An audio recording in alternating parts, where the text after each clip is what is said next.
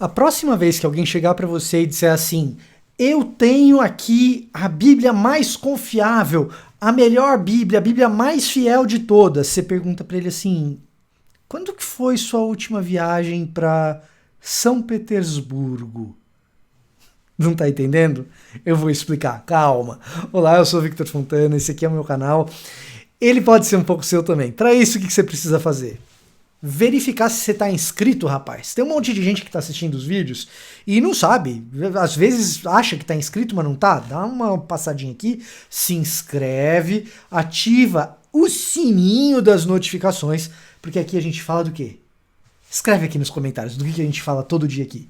A gente fala de Bíblia e de teologia todos os dias nesse canal, e hoje não é exceção. E hoje a gente vai falar de Bíblia de um jeito especial, porque a gente vai falar daquilo que a gente tem de mais confiável para tradução, pelo menos do Antigo Testamento.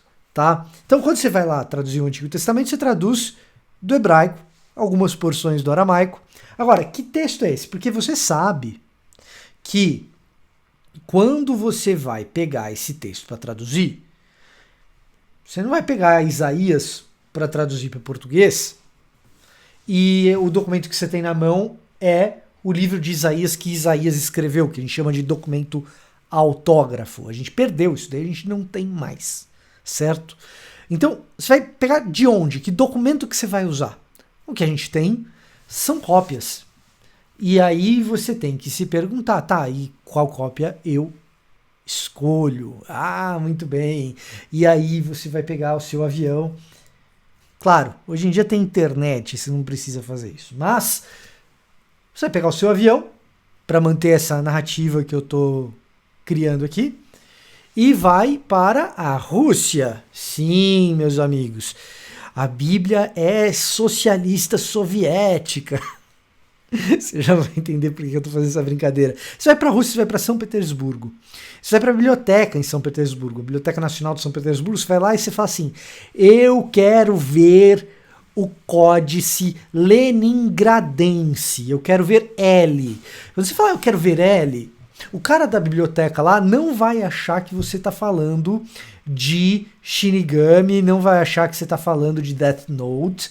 Ele vai, quem pegou a referência pegou, quem não pegou não vou explicar. Ele vai achar que você está falando, sim, do texto hebraico que serve de base para a Bíblia hebraica Stuttgartensia, que é o texto hebraico usado nas traduções que nós temos em português. Almeida Revista Atualizada, Nova Almeida Atualizada, Bíblia de Jerusalém, NVI, NVT. Quando você vai olhar o Antigo Testamento, a Bíblia hebraica, Torá, Neviim, Ketuvim, a lei, os profetas, os escritos, você vai olhar esse conjunto aí de documentos, a gente vai usar um negócio chamado Bíblia Hebraica Stuttgartense, que tem como base um grande documento. L, o Códice Leningradense, o principal documento que a gente utiliza quando a gente fala da família de textos massoréticos. Sim, eu disse família de textos massoréticos porque não existe o texto massorético, existe um conjunto de textos produzidos pelos massoretas e, em especial, um texto que é o padrão para a gente usar na Bíblia hebraica, que é herdeiro do trabalho de Ben Asher. Sim. Quem são os massoretas? Quem é esse Ben Asher? Bom, muito bem.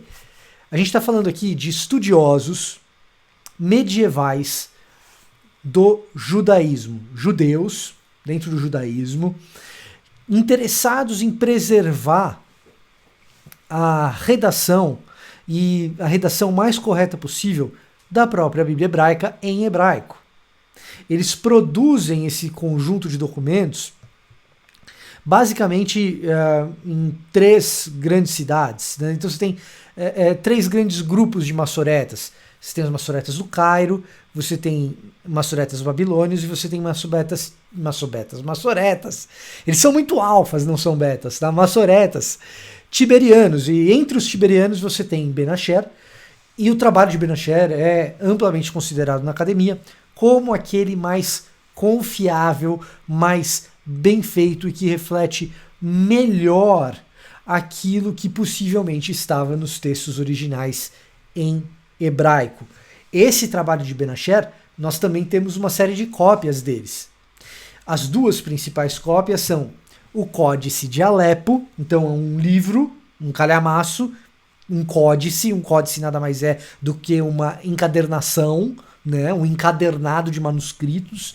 Então você tem o Códice de Alepo, que é super importante, mas mais importante do que o Códice de Alepo, que supera o Códice de Alepo em precisão, é o Códice de Leningrado. Você está falando que ele é tiberiano, Ben Asher, um judeu. Por que esse códice é um códice de Leningrado? Simples. Porque ele recebeu esse nome em 1917, lá em São Petersburgo, quando São Petersburgo era Leningrado, e aí ficou o nome Códice de Leningrado. Não tem nada de soviético e de socialista nisso.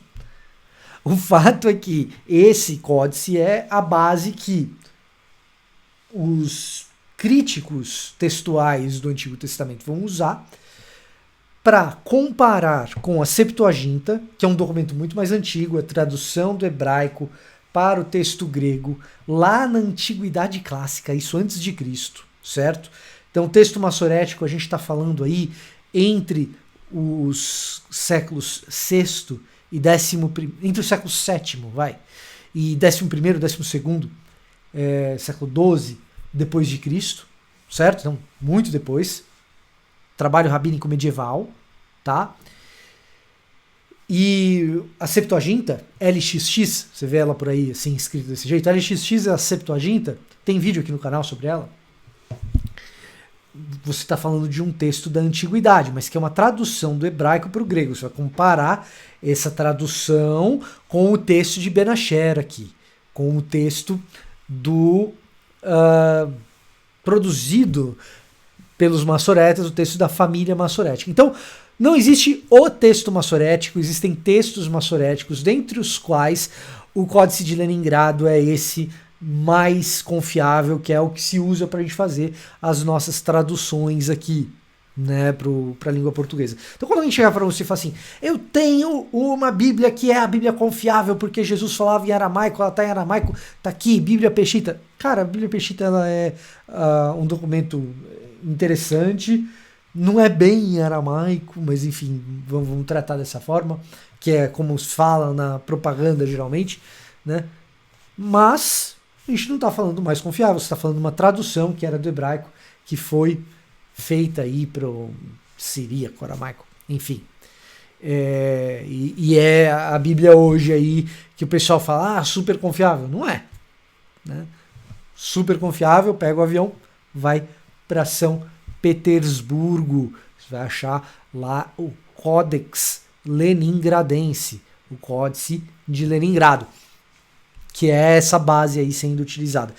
Uma coisa curiosa a respeito desse Códice de Leningrado e do texto da família massorética, né, os textos massoréticos de maneira geral, é que não apenas eles têm ali uma preocupação muito grande com a precisão das cópias, gerando uma parcela razoavelmente menor de variantes textuais do que poderia se esperar, muitas vezes. Além disso, você tem os sinais massoréticos, que é a maneira como a gente fala as vogais do hebraico bíblico por causa do trabalho desses caras, né? Então você tem pontinhos nas letras, que no alfabeto hebraico são todas consoantes, as vogais são pontinhos que sinalizam a vocalização, que são sinais massoréticos. Além disso, você tem uma outra coisa muito legal, que são notas na lateral a respeito do texto, com explicações, às vezes com opções do porquê foi copiado dessa maneira e não de outra, o que facilita muito o trabalho de quem analisa o texto, né? E, além disso, esses massoretas fizeram o grande trabalho de produzir a gramática do hebraico bíblico.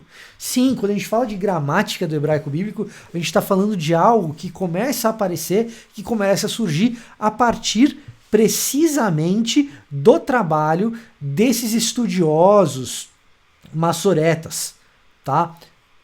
A língua, ela acontece naturalmente, a gramática é o mapa da língua. Então começaram a mapear a língua do hebraico bíblico bem depois do que o texto foi escrito. Até então, ele era lido e interpretado.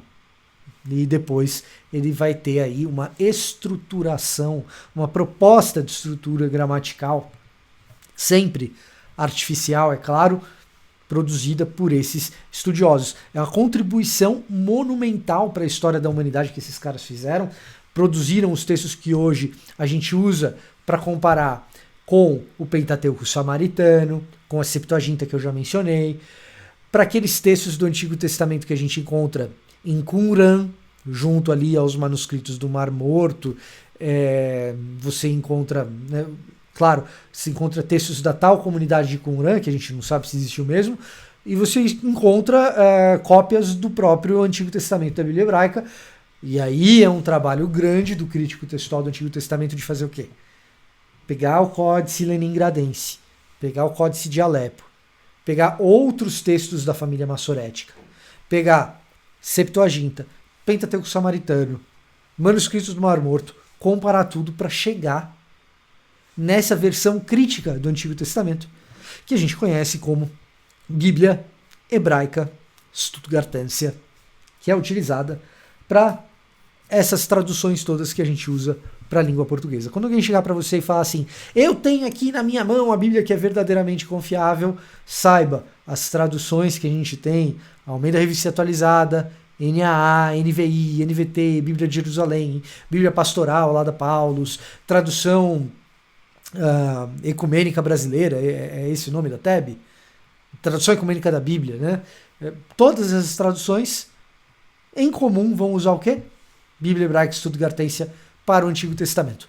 Novo Testamento é assunto para um outro dia, um outro vídeo, tá certo? Saiba, as traduções que você tem usam uma excelente versão do Antigo Testamento, tá bom?